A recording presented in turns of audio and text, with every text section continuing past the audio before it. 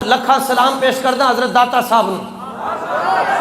حضرت داتا صاحب نے کشف المحجوب، محجوب کا مطلب یہ ہے جی اے پردہ ہے، اے ہٹ گیا جی، پردوں کو ہٹا دینا.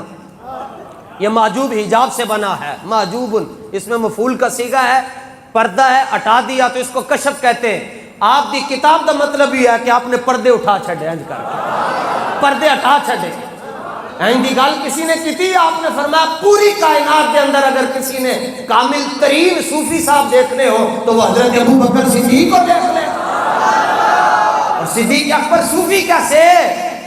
صدیق اکبر کے ہاتھ میں تسبیح نہیں ہے، صدیق اکبر صوفی کیسے ہو گئے؟ فرمایا صوفی اس کو کہتے ہیں جو ایک وقت میں 4 طرف جنگ چھیڑ دے. سامنے میں حضور کا وصال ہوا، ابھی 3 دن ہوئے. زمین چاہتی تھی کہ حضور مجھے بھی اپنا فیض عطا فرمائیں، اور جب زمین کے سپرد کر دیا گیا، جب حضور روضہ انور میں تشریف لے گئے، 3 دن گزرے تھے. صدیق اکبر نے فرمایا لشکر اسامہ کو تیار کرو، لشکر اسامہ تیار کرو.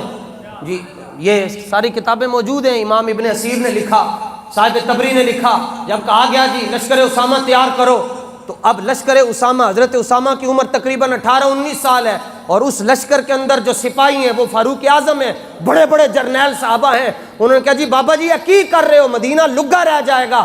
فرمایا حضرت عمر نے عرض کی حضور مدینہ لگا رہ جائے گا تسی کی کر رہے ہو کہ لشکر اسامہ کو روانہ کر دیا جائے اور میدان جنگ میں بھیجا جائے، دشمن مدینہ منورہ پر حملہ کر دے گا.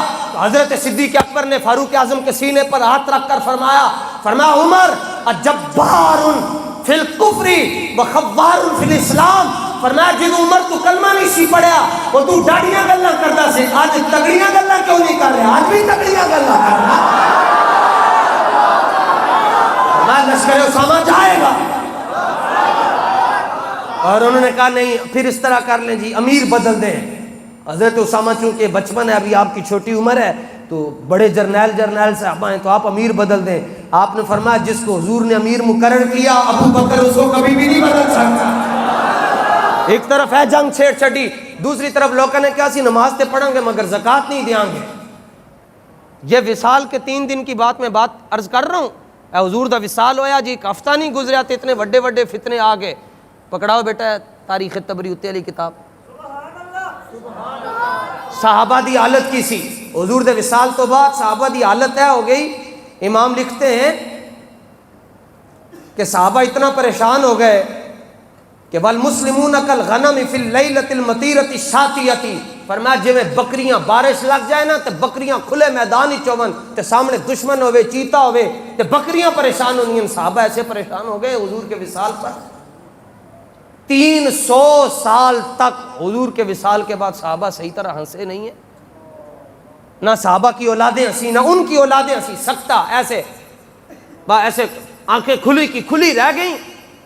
اور یہاں کہتا ہے جی میلاد کیوں نہیں منایا؟ 300 سال تک تو صحابہ روتے رہے. اور آپ نے فرمایا دوسری طرف ایک گروپ کھڑا ہو گیا، انہیں کہا جی اسی اسلام نو نہیں مندے، مرتد ہو گئے. فاروق صدیق اکبر نے فرمایا انہاں دے خلاف بھی جنگ چھیڑ دیو. یہ ایک ہفتہ بعد کی بات. ایک گروپ کھڑا ہو گیا، اس نے کہا نماز تے پڑھ دیں مگر زکوٰۃ نہیں دیں گے. فرمایا تہاڈا پیو بھی دے گا. فرمایا تسی زکوٰۃ دی گل کر دیو کہ تسی زکوٰۃ نہیں دیو گے. ایک رسی ہوندی اونوں عقال کہندے نے، اے اونٹ نو بٹھاندے نا تے ایتھے اودے گوڈے نال بننی دی ہے. فرمایا حضور دے زمانے جڑی تسی رسی دیندے سو، اج اگر تسی رسی نہیں دیو گے پھر بھی میں تہاڈے خلاف تلوار اٹھا دیاں گا. لیاؤ ایندا صوفی. سبسکرائب کریں ہمارے یوٹیوب چینل علامہ حسن رضا نقشبندی کو، جہاں ہم آپ کو اسلامک بیانات، پاکستان کے حالات و واقعات پر روشنائی، ختم نبوت اور ناموس رسالت پر بیانات پہنچائیں گے. امیر المجاہدین علامہ خادم حسین رضوی رحمت اللہ علیہ کے مشن کو عالم اسلام میں عام کرنے کے لیے ہمارا ساتھ دیں.